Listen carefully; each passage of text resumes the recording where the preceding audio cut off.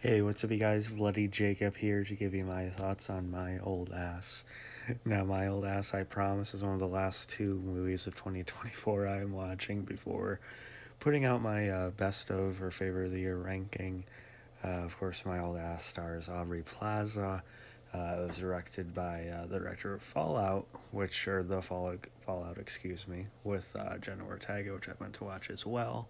Also, of course, co-stars Macy Stella, who plays the younger version of Plaza. It's mainly from Stella's perspective. This essentially time on her family farm before it's possibly being sold, and it's during this time where she takes some mushrooms and hallucinogenic effects cause her to see her older self, her 39-year-old self, of course played by Aubrey Plaza.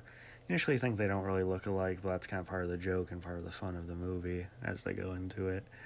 Um, and basically, it's one part what it's promoted as, it's one part what it's marketed as, and that's the inherent sort of comedic side of it of meeting your older self, and it's Aubrey Plaza, and haha, there's a bit of that to it, but the point of the movie, it really becomes a really resonant and reflective look at getting older and looking back at your life, um, and sort of that notion of just time and time running out and it being the one thing we can't really get back.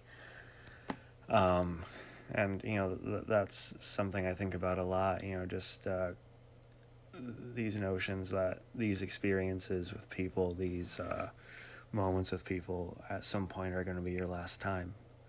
Um, Whether it's them just kind of moving out of your life, going in different directions, or it's someone very very close to you passing away,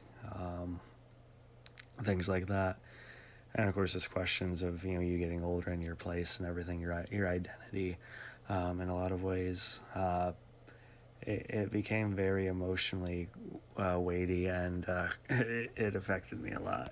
It touched on a lot of things that caused that made me think about a lot, as if I wasn't already. Um, but I thought it was a really wonderful, very sweet and sincere film, while still having a sense of fun. Aubrey Plaza is great in this. Uh, if you haven't seen her in much outside of like Parks and Rec and sort of the persona she's known for, this movie might surprise you with just how great of an actor she actually is, and just her depth as a performer. Macy Stella, she was terrific as well, though. Like I said, even though they don't look exactly like each other, that's kind of played on purpose a bit. And she really impressed me in this too. She got the ticks down and the speech and everything, and to where you can still eventually buy that. Okay, they're connected. um, the whole cast is pretty lively too. Percy Hines White, who a lot of people know from Wednesday, and I know there's some stuff about him recently, but I don't know enough about that. He's good here. He's someone she meets while she's staying at the farm in this particular time.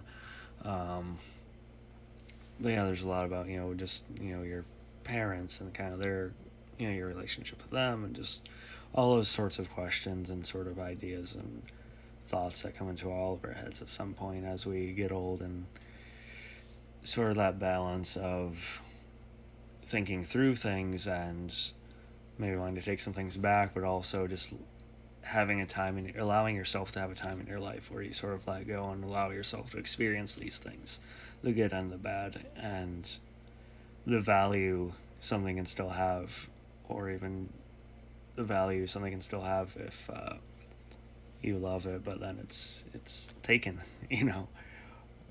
or just like any general notion of that, still meaning something, still being worth having had it all. Um, the movie itself is going to do a much better job of conveying that than I can. And I'm not going to butcher it for too much longer, but it was very well written, very well directed. It's a great scenery for the film. It's simple, um, but it was just as effective as it had to be. And it's one of them that knocked me on my ass a bit. I'll admit. And it's causing havoc for my end of the year ranking now. So if I had to rate it, I'm giving it like an A plus. It was just that good. It's definitely one that's underseen, definitely one that's being overlooked, just being put up as a Prime Video, Prime original. But yeah, please do check it out. Follow me on TikTok, of course, Twitter, Instagram. Later.